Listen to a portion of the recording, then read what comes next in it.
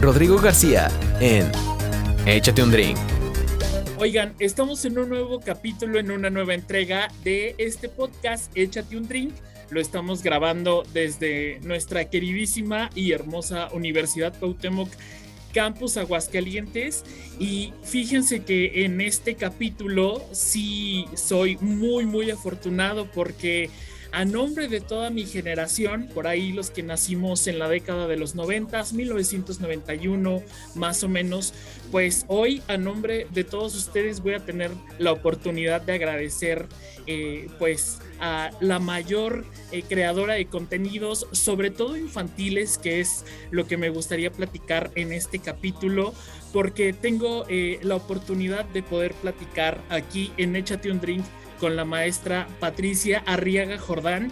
Maestra Patricia, un placer poder platicar con usted. ¿Cómo está? Muy bien, muchas gracias y gracias por invitarme. El honor es mío poder estar aquí contigo en una charla. No, maestra, muchísimas gracias, de verdad. No sabe, hemos estado siguiendo su trabajo con todos estos proyectos que yo creo que tardaríamos muchísimos días en nombrarlos y muchísimos capítulos en poder hablar de cada uno de ellos, pero sobre todo algo que nos ha marcado, maestra Patricia, es pues bueno, la creación de estos contenidos infantiles que verdaderamente vinieron a cambiar nuestras vidas. Pero antes de esto me gustaría que nos pudiera platicar un poquito de su vida, es decir, su vida como estudiante, cómo fue que descubrió que esto le gustaba. Hay algo que usted compartió en este programa tan bueno de Canal 11, Taller de Actores Profesionales Especiales Directores, en donde usted decía que tenía muy claro que quería ser mamá o maestra, ¿no? Entonces me gustó muchísimo eso. Si nos puede empezar a platicar de cómo se dio cuenta de que quería hacer todo esto. Pues mira, la verdad yo nunca pensé que haría televisión, cine, nada creativo como tal. Es más, yo no me consideraba una persona creativa, y estoy hablando cuando era niña, jovencita. Yo quería estudiar filosofía en la UNAM. Desafortunadamente la huelga, los conflictos de 68 retrasaron, la universidad estaba cerrada y había ahí un impasse extraño, y un primo mío había entrado a estudiar comunicación a la Ibero y él tenía discusiones con mi papá, las de Tomás de Aquino y las tesis sobre la existencia de Dios de Santo Tomás. Entonces me dice mi papá, mira, ahí hay muchísima filosofía en la carrera de comunicación, métete a estudiar comunicación y ahí puedes estudiar filosofía y por lo menos algo que sirva, porque ya saben, la filosofía no sirve para nada. Es una apreciación bastante equivocada, sí. Que no era la posición de mi papá. La posición de mi papá es, digo, métete, haz algo, etcétera. Y la verdad, se lo agradezco. Sí me hubiera gustado estudiar filosofía y años después terminé la carrera en la Ibero y me fui a hacer la maestría en filosofía a la UNAM y me mandaron un propedéutico de 4 años y medio y yo, ¿cómo? Pues eso es hacer la licenciatura en filosofía. Pero pues, ni modo, ese es tu propedéutico.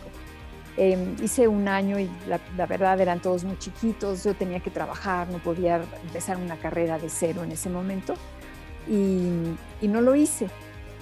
Y así es como entré a la carrera de comunicación de la Ibero, donde pues aprendíamos radio, televisión, cine, de todo, filosofía, literatura. Llevábamos 17 materias por semestre, era una locura, todo el día estábamos en la Ibero.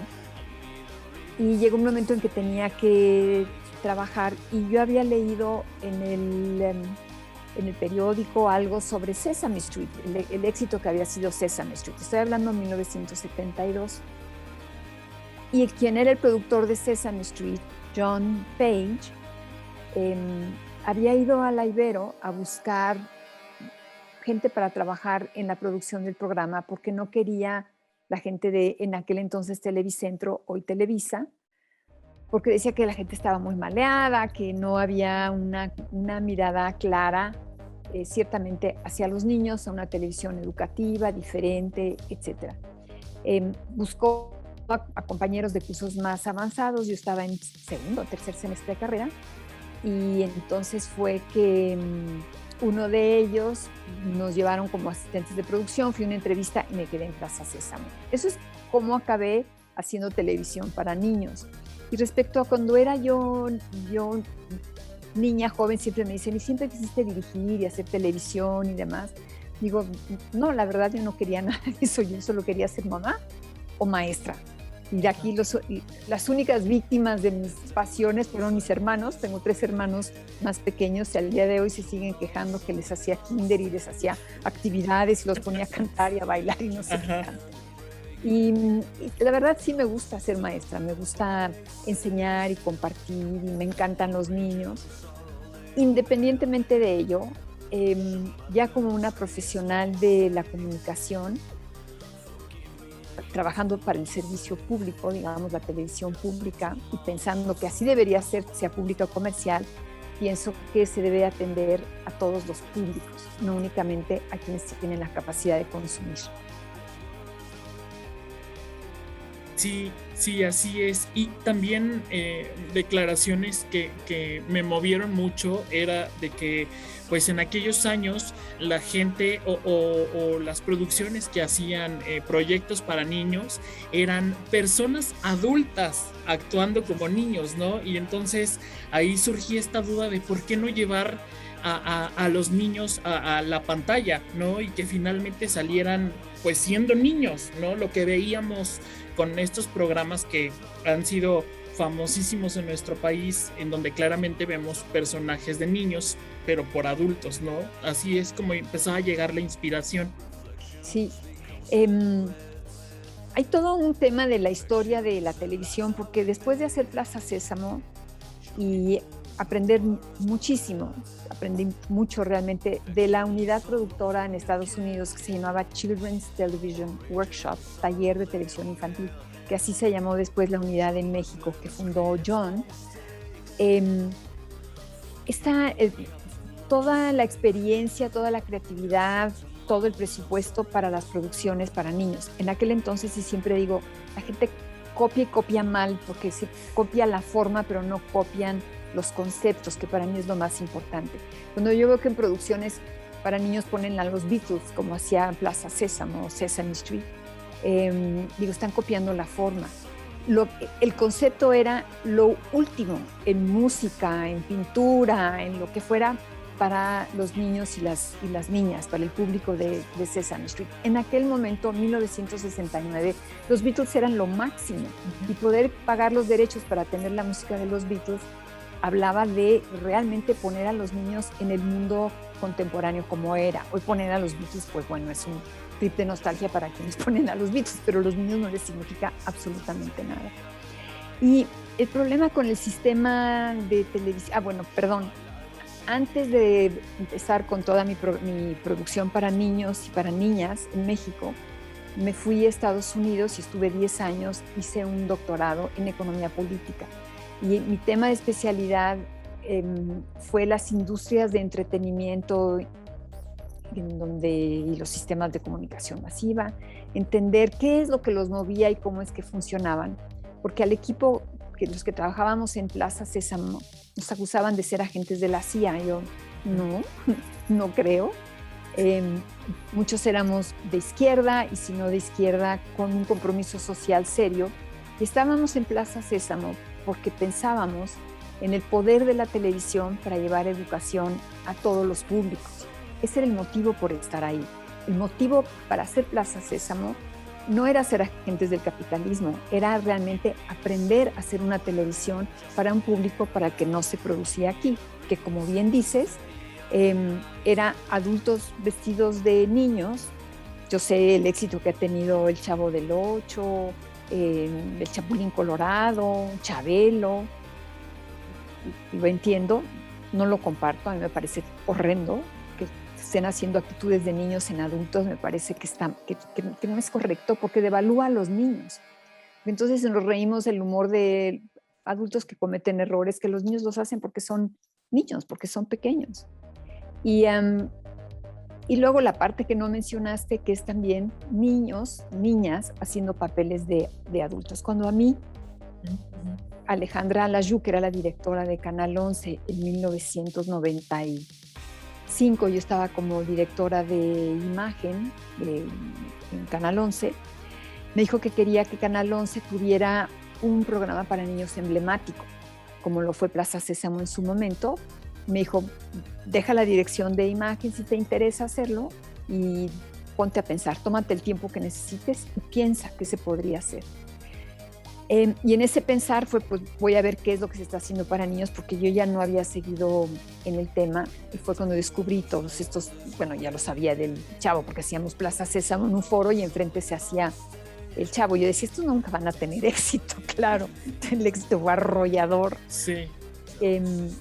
Y ahí es donde descubrí estos niños en telenovela, básicamente vendiendo productos, tenis y yogurts y demás, sobre todo a niñas, y con actitudes y diálogos de adultos. En este caso en concreto era una niña de 8 años que lloraba desconsolada porque su novio le había sido infiel. Y yo, a los 8 años ni piensan en los novios. Sí. Ese es un tema posterior.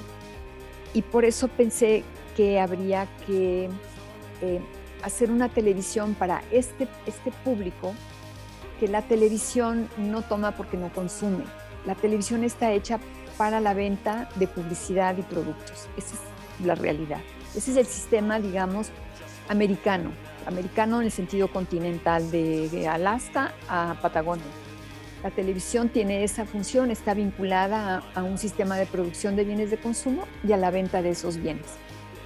Posteriormente evoluciona la televisión y se vende suscripción, y el negocio es la suscripción. Y posteriormente hay una cosa híbrida, que hay publicidad con suscripción, que es la televisión de cable que conocimos hasta la fecha, donde uno se paga una cuota mensual y al mismo tiempo están vendiendo tiempo publicitario.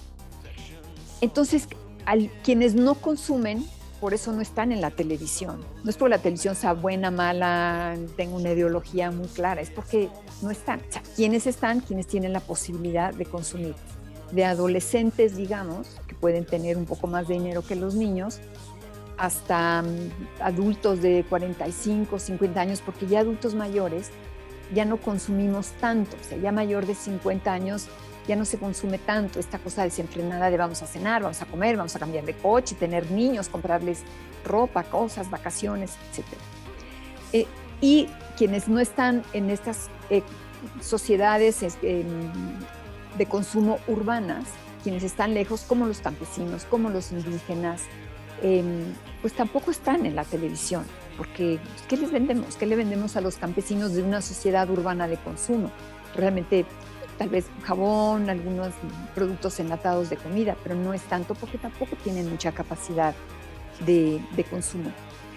Y en un principio los programas llevaban el nombre de quienes patrocinaban. Era la hora H. Steel, era la telenovela Procter & Gamble, así se llamaban los programas. Y eventualmente la televisión evolucionó. Estamos aquí para hablar de los niños, no de la televisión. Pero sí es importante señalar esta parte, porque por eso no aparecían los niños en la televisión, por eso no aparecen en la televisión comercial. Y si ahora hacemos otro pequeño análisis para ya regresar al tema que nos ocupa, que es cuál es el negocio de la televisión. El negocio de la televisión es básicamente, o fue durante muchísimos años, ahora se están moviendo un poco las cosas, vender espacio publicitario, y era construir públicos. Yo te voy a entregar mujeres de 40, 55 años, amas de casa, y entonces yo les puedo vender jabón, spray para el pelo, etc. Ahora te voy a entregar jóvenes, en MTV te voy a entonces a poder vender la música del momento, tenis, ropa, etc. Entonces se perfilaban estos públicos para poder venderles, y se hacía esta inversión en la producción de programas para crear estos públicos. Pero si los niños no tenían un ingreso propio que pudieran gastar, lo que tenían era el domingo más o menos un poquito de dinero que alcanza para la papita, el chamoy y las jícamas a la salida de la escuela, no valía la pena invertir en producir para ellos. Entonces era mucho más barato comprar producciones internacionales, animación, que no tienen ni raza, ni y prácticamente sexo, etcétera, que caminan en todos los países muy bien y puedes tener una esponja que habla, un trenecito que llora, o sea, no son niños, son estas cosas raras que no realmente hablan o presentan ciertos sentimientos, emociones, aventuras, pero no son como tal niños. O niñas. Uso niños en el genérico, pero me refiero a las infancias, a niños y a niñas. Entonces, no sé, por eso lo que se ve en televisión, en la programación para niños, niñas, al día de hoy, siguen siendo esos programas extranjeros, básicamente animaciones, que cuestan, no sé, tal vez hoy costará $8,000 la media hora de programación de un éxito internacional comprobado, contra lo que costaría producir, que si bien nos va a hacer una ficción barata, debe de estar en $200,000 la media hora, $150,000 la media hora. Eso, digamos, ese es el universo dentro del cual había que hacer una televisión para nuestros niños y nuestras niñas mexicanas. Pues maestra, es impresionante lo que compartía con nosotros porque me acabo de dar cuenta de lo que crecimos viendo, ¿no? Y que podría parecer para nosotros, pues, lo normal, lo que está ahí, ¿no? Y a la fecha sigue estando con las nuevas generaciones, como usted lo dice, estas cosas extrañas de la esponja con vida, ¿no? Y no vemos claramente a los niños. Y me gustaría preguntarle cómo fue que luego de Plaza Sésamo llega usted a Canal 11. ¿Cómo fue este proceso? Después de Plaza Sésamo hice una serie de investigaciones sobre televisión y niños, y estaba todo un debate sobre la ideología de Sésamo, la ideología en general de la televisión. Eran los años de para leer El Pato Donald, y cómo éramos todos agentes de la manipulación ideológica, quienes estábamos, en este caso, en Plaza Sésamo, o en la producción de los cómics que salían, o Walt Disney, etc. Pero a mí me parecía que había un fenómeno más allá que esta parte ideológica, que no niego que exista, y que a mí me parecía una pregunta más pertinente, que era, ¿por qué existe? O sea, ¿realmente existe un cerebro que diga, vamos a transmitir estos conocimientos a los niños para controlarlos, transmitirles cierta ideología? O sea, ¿es una cuestión de una voluntad política de hacerlo así? ¿O hay otro fenómeno que impulsa? Yo me fui que ese es el otro fenómeno que impulsa, y es esto que les comentaba, es la economía y el echar a andar una industria de bienes de consumo. El impulso de la televisión, que en realidad viene desde la radio. Primero, el chiste de tener radio o televisión era comprar los aparatos. Ese era el negocio, no el contenido. El negocio era el aparato. Y una vez que todo el mundo tenía televisión o aparatos de radio, y entonces, ¿ahora qué hacemos? Y por eso se llevaba a la radio, pues, unos grupos que tocaban en vivo y unos comentaristas, y ese formato se copia para la televisión. Y cuando se dan cuenta que el contenido es negocio, se hace otra industria, que es la industria del contenido. Pero en un principio el contenido no era negocio, era un gasto que había que hacer para que la gente lo viera y le entrara. Colgate, Palmolive, fabricantes de Fab, le desean feliz año y una feliz Navidad.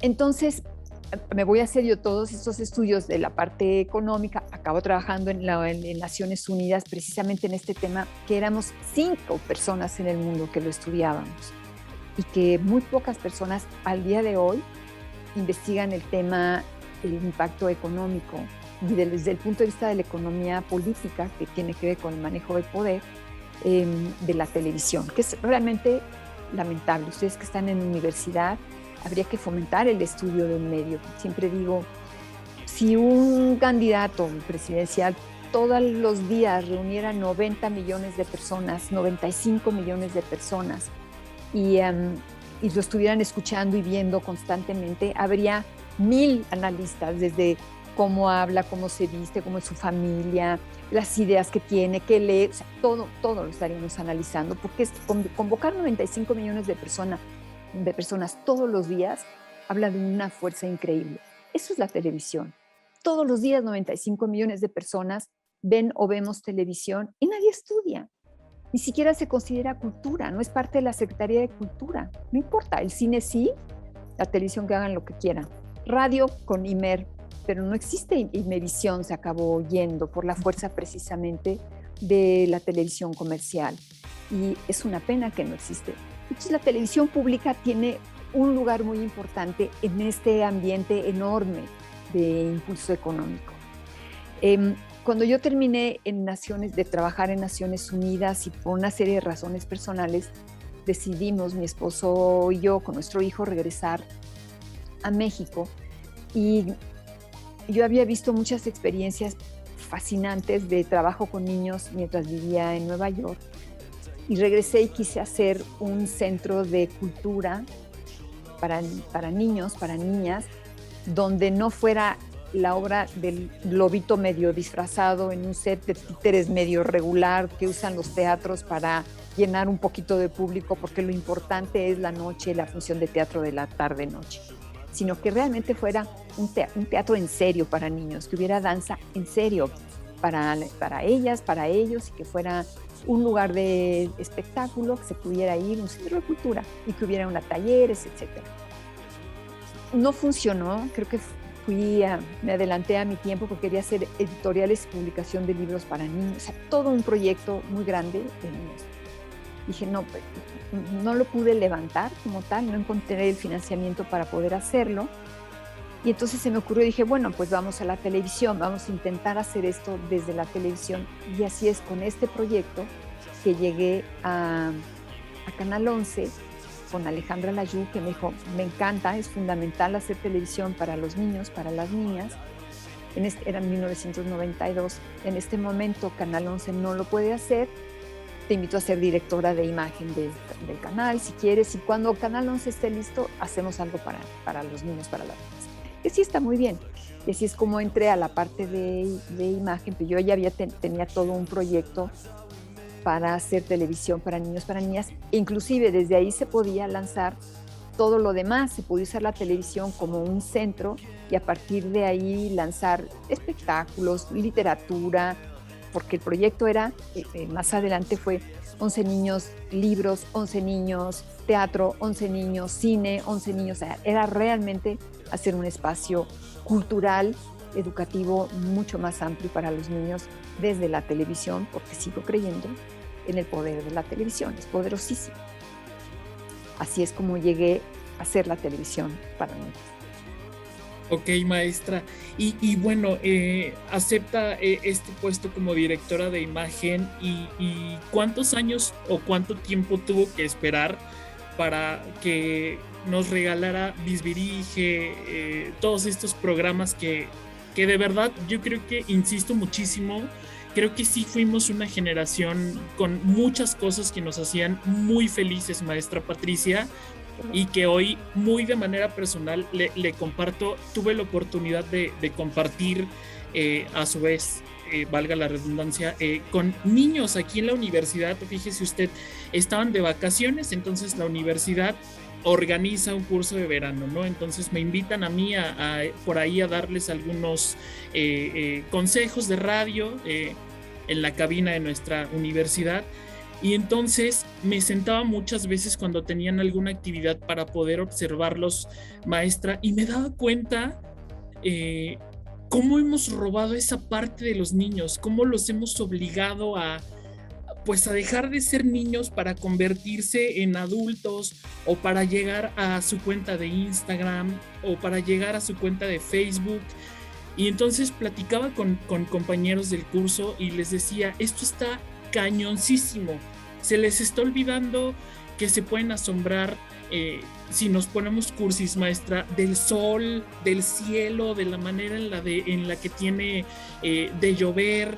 Entonces iban apresuradísimos y entonces de verdad me llegaban reflexiones de verdad muy muy grandes, y agradecía sobre todo por la niñez tan feliz que tuvimos muchos de nosotros, ¿no? Y sinceramente esto también se lo debemos al contenido que usted creó cuando queríamos ser reporteros en Bisbirige, cuando nos reuníamos a ver el diván de Valentina, por ejemplo. ¿Cómo fue entonces, maestra, que llega Bisbirige o si hubo algo antes de Bisbirige que no recuerdo.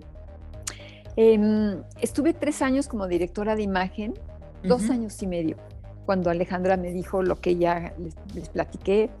¿Quieres hacer algo emblemático que marque a Canal 11? Como fue Plaza Sésamo en su momento. Digo, el reto era gigantesco, porque digo, Plaza Sésamo. Y fue cuando me di cuenta de lo que estaba pasando, que no estaban los niños. Yo tenía todo este análisis que ya había hecho sobre por qué no había niños en la televisión, pues porque no consumen, porque es muy complicado trabajar con niños, porque hay que trabajar con los niños, las niñas y los papás. Entonces todo es más costoso, es complicado, hay que tener paciencia, es una especialización. La televisión para los niños, las infancias, puede haber noticiario, telenovelas, series, todo, Big Brothers, todo puede haber, pero hay una especialización. Y no basta con la especialización del infantil, que nunca permití que se usara, porque en nuestro país infantil es peyorativo. Eres muy infantil, ¿sí o no? Sí. Como, ay no, qué flojera estar contigo, eres muy infantil. Pues nosotros era programación para niños, programas para niños. Era una dirección de programas para niños, una dirección infantil, de programación infantil, por ese motivo. Y además entonces está la especialidad de hasta los 4 años más o menos, preescolar, de 4 a 6, 7, de 7 a 9, 10, de 10 a 13, digamos, que ese es como el abanico. Cada grupo de edad tiene diferentes intereses, diferentes maneras de procesar la información. Todo era complicado. Y fue que dije, bueno, si los niños no están en pantalla, en este medio donde quien sale en la televisión es importante, hay que poner a los niños en pantalla. Yo no los puedo poner como si fueran utilería, párate allá, quítate acá, porque me parecía una falta de respeto. Los niños, las niñas también tienen cosas que decir y tenemos que darles el micrófono y hay que hacerlos sentir que son importantes, y quienes dicen las cosas pues son reporteros, conductores en la televisión, porque no íbamos a hacer un Star System de niños, me repugna. Y por eso dije, bueno, vamos a darles sus credenciales, los hacemos reporteros, reporteras, y entonces escriben, que yo creo que de alguna manera en mi cabeza estaba, creo que el Club Quintito, que era el concepto de club y le daban a uno una credencial que yo nunca tuve, no sé cómo funcionaba, pero esta cosa como de club, de ser un grupo, y honestamente nunca me imaginé la respuesta, que fue, mandé a hacer, salimos un lunes 25 o 26 de noviembre, 95, y mandé a hacer 350 credenciales, 175 de reporteros, 175 de reportera, porque era el fin de mes y había que cerrar las requisiciones porque es el sector público, para diciembre, y cortaban el 30 de noviembre y ya no se podían hacer más cosas hasta enero, febrero del siguiente año. Y dije, bueno, con 350 credenciales para diciembre, enero, pues nos van a alcanzar. Sorpresa, que el primer día llamaron 2,000 niños, niñas queriendo ser reporteros por reporteras de Bisbirige. Al día siguiente 2,200, miércoles 2,400, 2,800 y el viernes 3,500. Y las llamadas de los niños y de las niñas tumbaron el call center de Ticketmaster. En aquel entonces nos dijeron que ni el concierto de Madonna habían llamado tantas personas. Los niños desesperados. Y entonces, claro, las 350 credenciales no alcanzaron para nada. Se nos vino un problema gigantesco porque salía carísimo el call center. Una cosa es que llamaran, no sé, 15 niños todos los días, pero que llamara tanto. Todo era muy caro y muy complicado. Tan exitoso fue el programa que Canal 11 hizo su propio call center. Teníamos 6 personas recibiendo llamadas, tomando las notas de las credenciales, que al día de hoy, cuando me presento y dicen que mi trayectoria y que hice las series que he hecho y que qué maravilla y que hago cine, eso a nadie le importa. Siempre el público se pone de pie y me aplauden cuando dicen que soy la creadora de Bisbirige y del Diván de Valentín, lo cual me conmueve porque son jóvenes que hoy deben de tener pues entre 28 y 35 años, quiero pensar, y que les haya sido tan importante y tan significativo el poder tener un programa que era para ellos, para ellas. Y eventualmente fuimos haciendo la barra. El presupuesto de Bisbirige de un año era el presupuesto de la telenovela infantil del 2, estoy hablando 1995, 6 por ahí, creo que de 2 o 3 días, el ingreso que tenía. Uh-huh. Hacíamos con muy poquito dinero, Sí. un equipo muy comprometido, y el aprendizaje fue ciertamente de nuestra parte, pero también fue un aprendizaje de nuestros niños y nuestras niñas, que eran nuestro público fiel, porque la barra de niños acabó ganando en el rating a Canal 5, que era así como, ay no, el rating de Canal 5, qué increíble. Al rato Canal 5 ya quería, yo ya hubiera querido. Empezaron ellos a contraprogramar a nosotros. O sea, si tú ves, nosotros lo que vimos es que Canal 5 jalaba a muchos niños, casi no había niñas, las pocas niñas había pocas niñas en el 5 y otro tanto de niñas en la telenovela del 2. Y las demás pues no estaban en ningún lado. Dijimos, bueno, pues como no podemos contra los Power Rangers que estaban de moda entonces, pues vamos a programar para niñas. Hicimos nuestra barra más dirigida hacia niñas, porque era el público que no tenía nada en aquel momento, y por eso surge el Diván de Valentina, para poder tener a las niñas. Y pusimos la vampira, el Diván de Valentina, Sí. la bruja Desastrosa. la bruja desastrosa, Sí. que eran niñas protagónicas, que era muy raro ver a niñas protagónicas.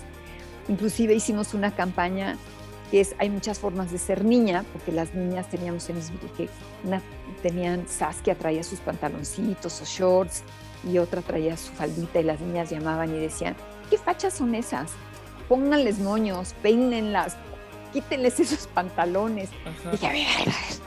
No, aquí estamos en el cliché de la telenovela y la Sí. niña con los moños y los calcetines bordados. Digo, no, hay muchas maneras de ser niña, y puede ser desde princesa hasta correr en el campo y cultivar mazorcas. Todo eso es ser niña.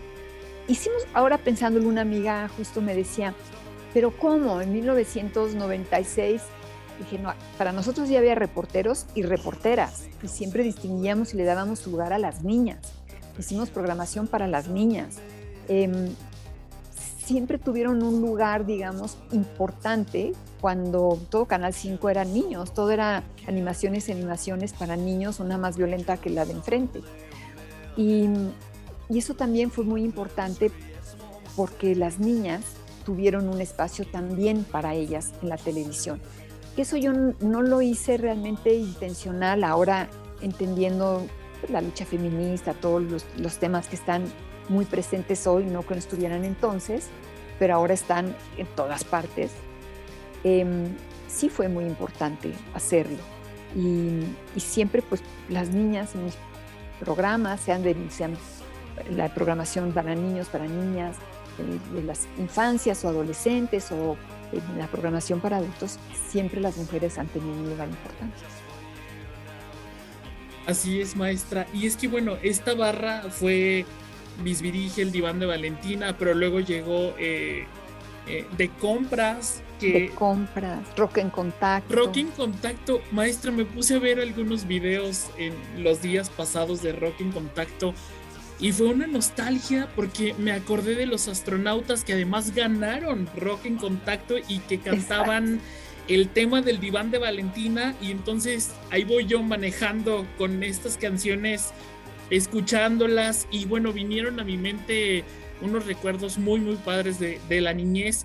Recordaba también que De Compras me impactaba mucho cuando lo veía, porque, usted corríjame, creo que lo grababan en Comercial Mexicana, que está muy cerca del Parque Naucali, que tenía como un estacionamiento en el techo, ¿no? Entonces para mí era un impacto, porque mi tía vivía muy cerca del Parque Naucali. Entonces pasábamos por ahí y yo alcanzaba a ver los faros del techo de Comercial Mexicana, y yo decía, no puede ser, es que aquí graban De Compras, ¿no? O sea, qué magia, estoy pasando por ahí.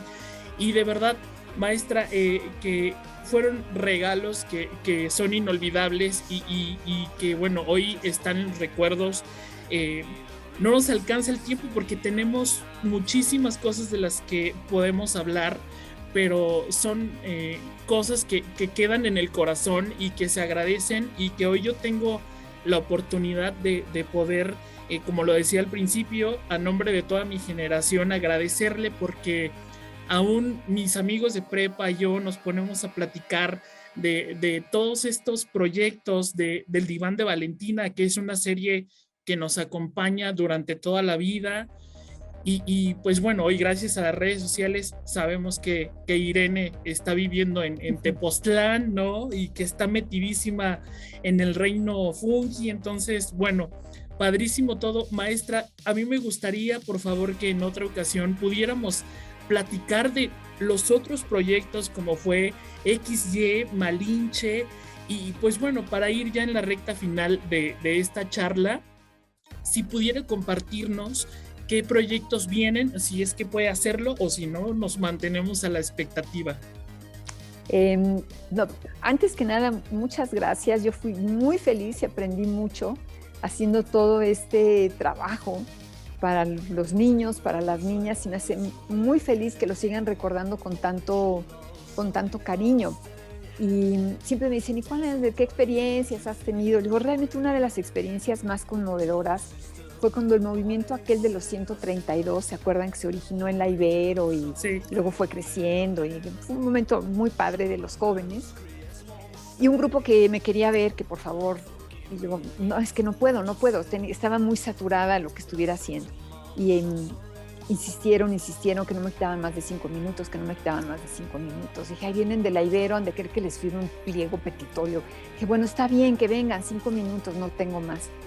Y llegaron, eran, si no recuerdo mal, 4 chavos y 3 chavas, 7, y eran reporteros Bisbirige, habían sido reporteros y reporteras Bisbirige con sus credenciales, a darme las gracias porque había sido precisamente a través de Bisbirige que habían aprendido a luchar por lo suyo, a reportar de lo suyo, a hablar de lo propio, no de lo que la agenda que los medios o quién sabe quién le fijaba a los niños como temas de conversación, como los últimos tenis que había que comprar, sino realmente las cosas personales que los reporteros y las reporteras, dije, aprendieron, porque en un principio las cartas eran, quiero mandarle saludos a mi mamá, y yo, a ver, no, vamos a hacer una cápsula que diga, les estamos dando un medio muy poderoso de comunicación, comuniquen. Saluden a su mamá en la mañana, en la tarde, en mediodía, cuando quieran. La televisión no es para saludar ni para mandar cumpleaños y felicitaciones a nadie. Es para decir las cosas que son importantes en la vida diaria de niños, niñas, sus comunidades, escuelas, familias. Y lo entendieron muy bien y realmente Bisbirige evolucionó en sus contenidos porque los niños evolucionaron y aprendieron a ser importantes, aprendieron a contar sus historias, y eso es, yo creo, lo que sienten, que me estás comentando ahora, Rodrigo, ese sentido de pertenencia. O sea, lo que logró la barra de Canal 11, 11 niños, que hoy es 11 niños y niñas, fue precisamente hacer comunidad, crear pertenencia, no importara lo que fuera, siempre estaba ahí. Y el trabajo no es mío, es de un equipo espléndido que estuvo trabajando ahí, muchos siguen trabajando, nos seguimos estimando mucho. Y de lo que viene, he estado trabajando un tema que está difícil en estos días, pero que es fascinante, es Carlota. La historia de Carlota, la emperatriz belga que llegó con Maximiliano. Empecé por Maximiliano y Carlota y algo no me cuajaba, de que me sobra Maximiliano, me quedé con ella. Una historia fascinante, una mujer de 24 años, la primera mujer que gobierna en las Américas, que ella gobernaba en realidad. La llamaba Maximiliano, en particular Carlota la Roja, por sus políticas de contenido social, donde había escuelas para la educación gratuita para los niños, donde la jornada de trabajo se tenía que acotar, donde las deudas no se podían heredar de generación en generación, donde había hospitales para mujeres, donde había, o sea, realmente una mujer fascinante. En ese proyecto he estado trabajando y he estado investigando mucho, y trabajo también sobre algunas series de movimientos sociales en México. Está el 68, el ZLN, moviendo cómo podríamos contar la historia desde la gente, no desde el poder, de que sí, Camacho Solís fue lo que fue, pero desde la gente, desde quienes estuvieron ahí, un poco como pues como vivirías si tú quieres, desde abajo, las historias realmente de la gente que está ahí, no de quienes marcan una agenda de las cosas como deban suceder o como hayan sucedido. Estoy estudiando, ya sabes que creo que lo que más me gusta, además de ser mamá y maestra, es estudiar. Y estoy estudiando, Carlota ha estudiado muchísimo, y ahora estoy en el tema de los movimientos sociales en México, para ver por dónde podemos contar una historia desde el pueblo, por llamarlo de alguna forma, ¿no? Desde la gente que participó ahí. Ok, maestra, lo que nos gusta muchísimo es que las historias que nos cuentas siempre van desde otra perspectiva, no es desde, por ejemplo, si vamos a hablar de Malinche, ¿no? Como en esta serie, pues hablaban de Malinche, ¿no? Y nos enseñó y nos mostró que pues verdaderamente Malinche, pues traicionera, pues no, traidora, pues no, y hasta usted lo menciona en diferentes entrevistas, ¿no? Entonces, eso es algo que nos gusta muchísimo, que conocemos diferentes perspectivas y no la de siempre. Es algo que nos gusta mucho y pues bueno, quiero agradecerle de todo corazón este espacio, maestra, y bueno, pues como le decía, tenemos todavía muchísimo por platicar. De verdad, voy a estar ahí completamente a la expectativa para poder continuar y para también estar al pendiente de sus próximos proyectos. Muchas gracias, Rodrigo. Te agradezco mucho. No, gracias a usted de todo corazón y de verdad agradezco infinitamente la oportunidad para poder platicar y además también agradezco infinitamente que se acompañe de su té inglés y yo de mi americano, que nunca falta. Exacto. Le mando un abrazo gigante hasta la Ciudad de México. Rodrigo. Muchísimas gracias, maestra Patricia Arriaga Jordán. Hasta luego, hasta pronto.